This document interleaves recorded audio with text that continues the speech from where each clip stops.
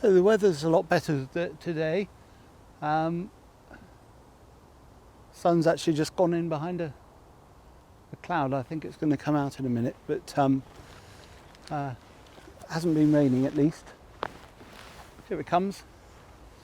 So I'm going to go down to the place where I put the flying saucers and check that first of all, and then I'll try up on the ledge anyway, just above, just to see if they're there. If they're not, then we'll move sort of further along and see how we get on there. But I'm pretty sure that they will be taken, so we'll find out in a moment. All right. So as I suspected, all of the flying saucers have gone. They've left the sticks. They're sort of higgledy-piggledy on the ground here, and their leaves have been disturbed, which makes me imagine there could have been some sort of scuffle going on to collect the sweets, maybe, I don't know. But the next stage for me is to try and make my way up to the top there. I'm not going to try and do this because I have to obviously take the camera, so I'll find another route around and get up to the level above. Yeah. So it's nice and sunny up here, which is nice.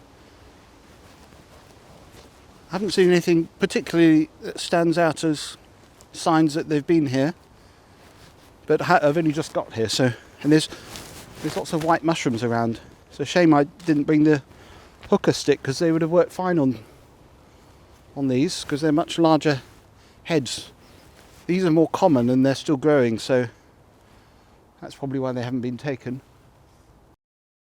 So the next stage is to bring out this little fellow. He's about correct size for Morsu, although he's not necessarily modelled after the Morsu directly. He's just generally Pixie-like. I'll put him hanging from this little tree here, and what this does is, if it blows in the wind, it can sometimes make a nice little dancing effect. But it's not particularly windy today, but just move him over there a bit, get him into the right place. You want it so he's just off the ground.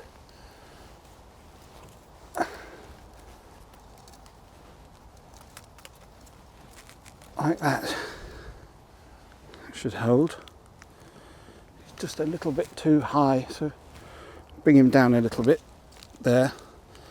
I also have strings attached for his arms, so that although they're broken, these arms I've put back on. He's been repaired so many times. Last time I put his arms on the wrong way around, so but you can imagine if these are attached to different limbs. I won't do it now because it's a fiddly process and takes a long time and it's all tangled up.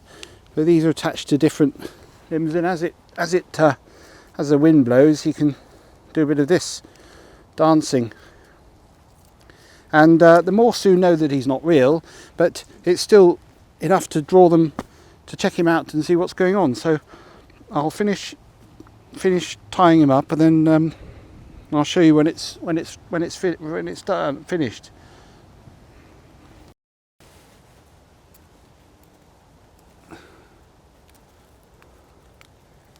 So you can see there this dancing action, which we won't get today because it's not windy unless I stay here doing this.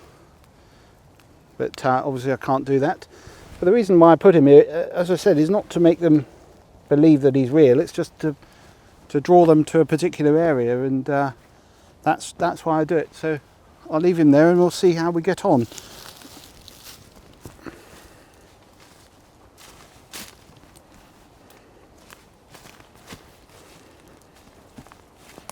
So I've just found a directional marker.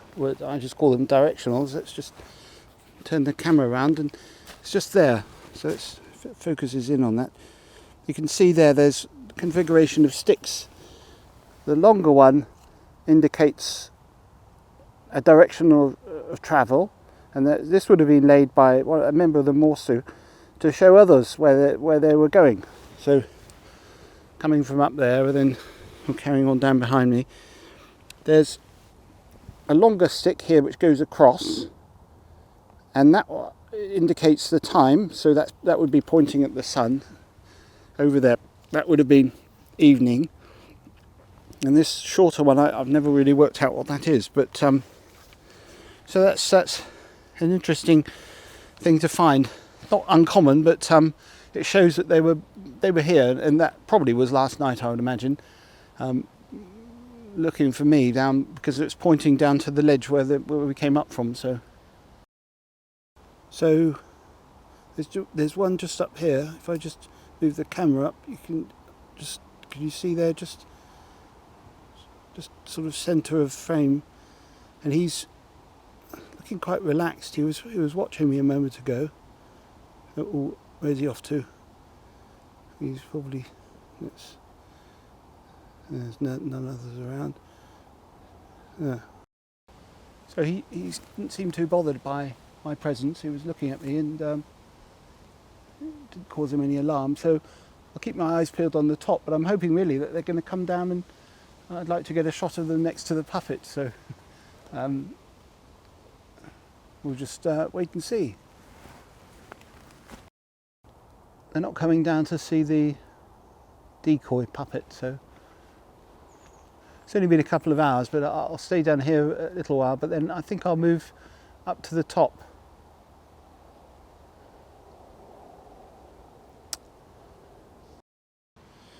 So I'm standing where he was. Doesn't seem to be anything around in terms of anything left. I think what I'll do is I'll carry on heading up over that direction. There seems to be a little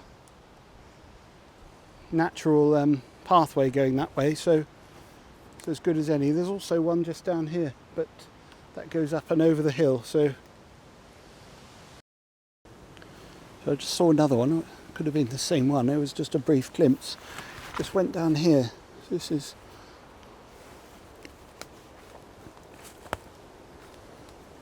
but under that tree. Let's just focus it in.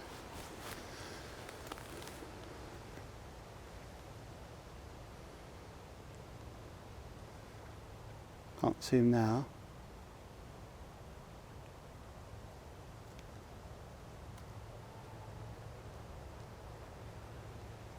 And here's some calls coming from down there.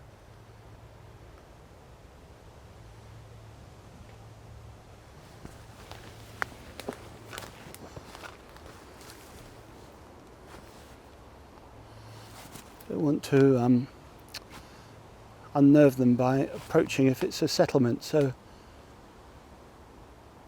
I think I'll just stay back here and listen for any calls, just because I don't want to alarm them. So I think chasing them around wasn't a good idea. That's why they didn't come out. I think the best approach now, seeing as it's evening, is just leave them to it, and then come back tomorrow if it's good weather. Yeah.